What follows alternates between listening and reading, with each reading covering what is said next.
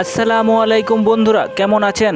আল্লাহর একজন বিশিষ্ট পয়গম্বর হযরত মুসা আলাইহিস সালামের জামানাতে একজন মদ্যপানকারী বাস করত। সে এতই মদ্যপান করত যে গ্রামের লোকেরা তার প্রতি অতিষ্ঠ হয়ে তাকে গ্রাম থেকে বের করে দেয়।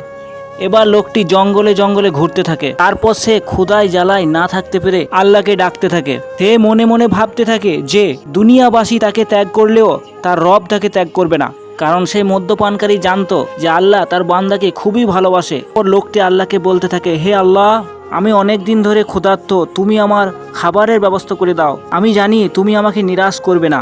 এই বলতে বলতে লোকটি হঠাৎ মারা যায়।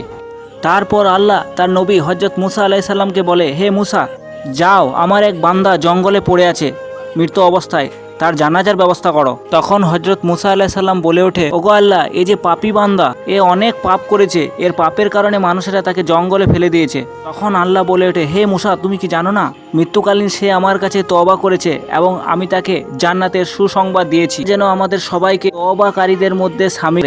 আমরা সবাই বলি আমিন।